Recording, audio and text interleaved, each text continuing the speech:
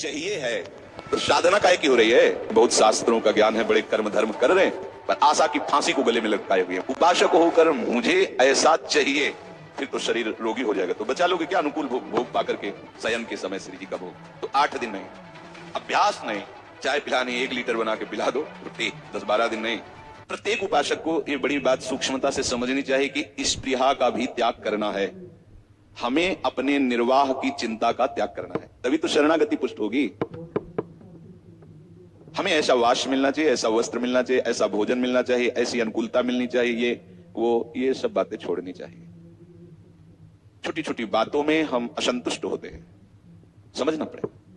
अब जब तक चाहिए है तो साधना काहे की हो रही है? चाहिए को ना चाहिए में बदलने के लिए तो हो रही ला। जा ही न चाहिए, सेवक जी महाराज कह रहे, वेद विद्या पढ़त कर्म धर्मन करत जलप तन कलप की अवधियानी, चारु गति छाण संसार भटकत भ्रमत आस की पास नहीं तोरी जानी। ये आशा की फांसी काटने के लिए भगवत मार्ग में चले हैं।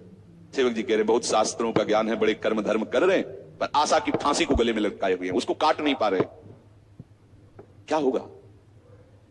छोटी छोटी वस्तुओं ने इतना अधिकार कर लिया, इसके बिना हम नहीं चल सकते। नहीं, उपासक को जैसी परिस्थिति मिले उस परिस्थिति में प्रिया प्रीतम के विधान को देखना है। भाई सच्ची मानिए, ये नष्ट होगा, मरेगा ये, ना कोई इसको औषधि बचा सकती है, ना कोई इसको भोजन, ना इसको कोई पेस्ट, कुछ चाहे जितना पेस्ट रगड़ो ये बतीसी जाएगी, चाहे जितना गाजर का जूस पियो, विटामिन पाओ, नेत्रों की ज्योति जाएगी, क्योंकि इनका एक समय है, समय पर ये क्षीण होते चले जा रहे हैं। आपको एक ज्योति प्राप्त करनी है जो दिव्य, बढ़ती ही रहती, कभी घटती नहीं है, वो प्रेम ज्योति है। उससे जब नेत्र उन्मीलित होते हैं तो नवनिवृत्त निकुंज सामने होता है। उपासक नित्य निरंतर उसका रसास्वादन करता है। स्पृहा की भी आपके अंदर कोई गुंजाइश नहीं होनी चाहिए। मिल रहा है जो जैसा मेरे आराध्य देव का मंगल विधान है, कभी कोई चाह नहीं, कभी कोई लड़ाई झगड़ा नहीं। उपासक होकर मुझे ऐसा चाहिए, बस आप समझ लीजिए कि आप किस बात के उपासक हैं। चाहिए जथालाभ संतोष सदा काहू सो कछु न चाहोगे, हृदय में बैठा लो बात। ये चाहिए तो उसी समय विवेक से उसे काटिए। क्यों चाहिए? नहीं चाहिए।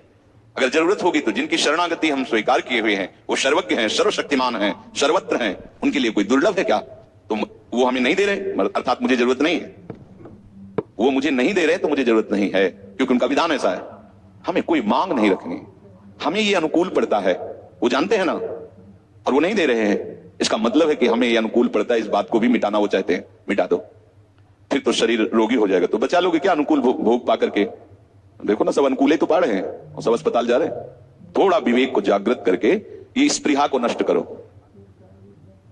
मांग हो जाती है उपासक को प्रतिकूलता के समय अनुकूलता की, इसे स्पृहा कहते हैं। मिटाओ इसको, बिल्कुल ऐसे रहो जैसे वो चाहें वैसे। पहला श्रीमद चतुरासी जी के पद का पंक्ति है, जोई जोई, ये सिद्ध पंक्ति है। यहीं से नित्य विहार रस में प्रवेश होता है। स्वामी जी महाराज, ज्यों ज्यों राखत हो त्यों त्यों रहियत हो हरि। अब आप विचार करके देखो, ये महापुरुष श्री जी की प्यारी सखियां हैं, नित्य विहार रस को प्रदान करने के लिए आई हैं। सिद्धांत में पहली पहली पंक्ति, ज्यों ज्यों राखत हो त्यों त्यों रहियत, जोई जोई प्यारो करे सोई मन भावे। तो आप इन्हीं की तो शरण में होकर उपासना कर रहे हो, फिर आपको ये चाहिए, अमुक चाहिए। अपने लोगों को गुरुजनों ने यही सिखाया है कि जीवन में ऐसा अभ्यास करो कि जिस दिन तुम्हें कुछ ना मिले तो ये न लगे कि ये चाहिए ही।